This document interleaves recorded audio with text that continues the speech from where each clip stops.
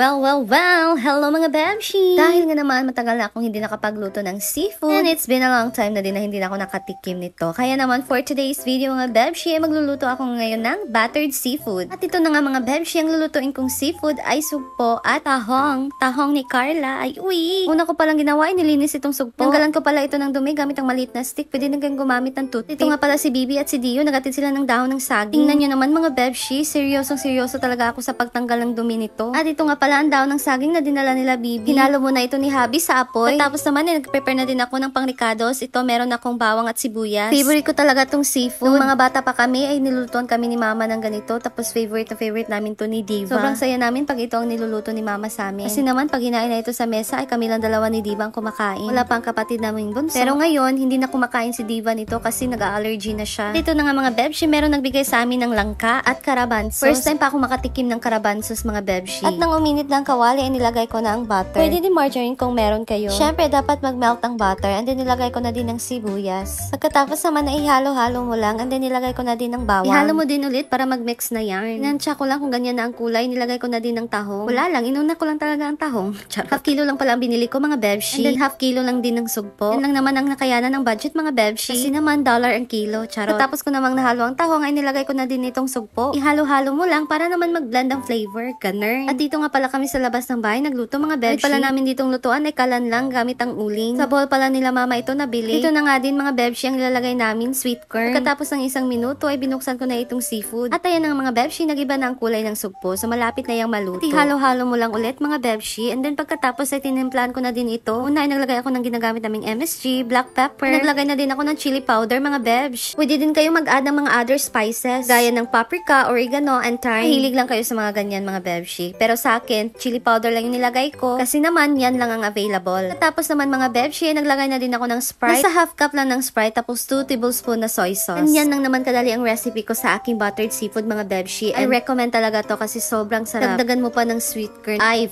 perfect na to. Ay, nabahala kung ano pang gusto nyo i-add mga Bebshi. Pwede din orange, lemon, ganun. Madali lang din naman magluto nito. Kaya ito na mga Bebshi, ang aking buttered seafood. Luto na ito. Amoy pa lang talaga mga Bebshi, ulam na. Habang ako na may nag-edit ngayon, naglalaway ako mga Bebshi. Ito na nga, transfer na din namin tong mesa kasi dito kami sa labas magmukbang. Kakahinto lang din ng ulan, buti na lang. Bait naman talaga ng ulan, binigyan pa kami ng chance na magmukbang dito sa labas. Yui! Prepare ko na din ng daon ng saging at nalagay na din ako ng rice, tapos ito namang seafood. Nagutom ako ngayon mga be, paano ba naman? Imagine ko pa talaga ang lasa. Abay, sobrang saya ko pa kasi naman favorite ko to mga bebs. Pero hinay-hinay lang din naman ako kasi naman, you know na mga bebshi. At ayan na mga bebshi, ready na ang aking seafood mukbang. So, ayan guys, ito na ang ating seafood. Ayan, so, iba naman to ngayon. Kung kahapon meron tayong lechong kawali, so ngayon meron tayong seafood mukbang. Ayan. So, ako lang ba ang kakain dito? Gusto ko ako lang. Charot.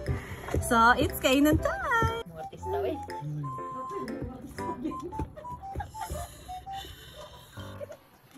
Ouch. Wala ko na ni.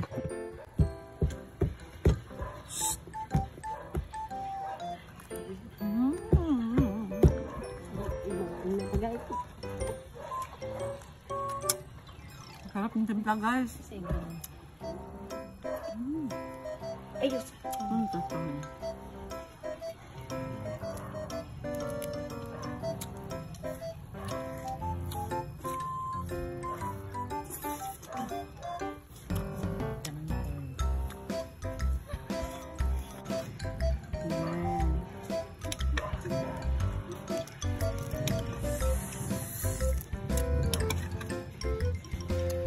Kaboom!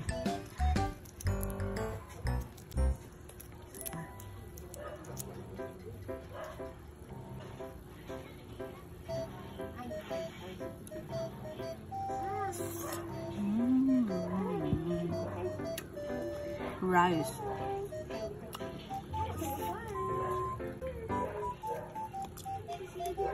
After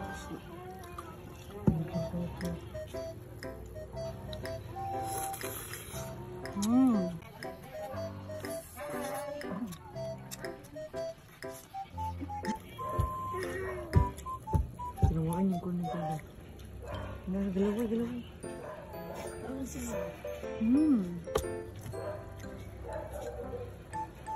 Laway mo, oy, ginoo ko. Wala na ginip ka na ng tayo. Mabahal na ginaman. Alam nyo ba, sa harapan ko maraming naglaway.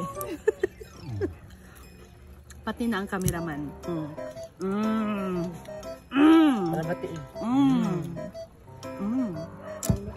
Grabe, ang sarap. Perfect na perfect ang pagtimpla ko, my gosh. Kaya kong lagi ko na diyan.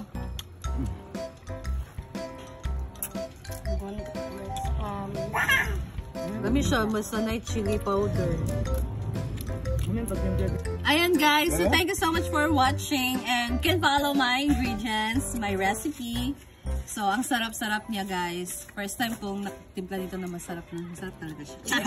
So, ayan, thank you so much for watching and please go follow and share for more. And that's all for today. See you to my next video.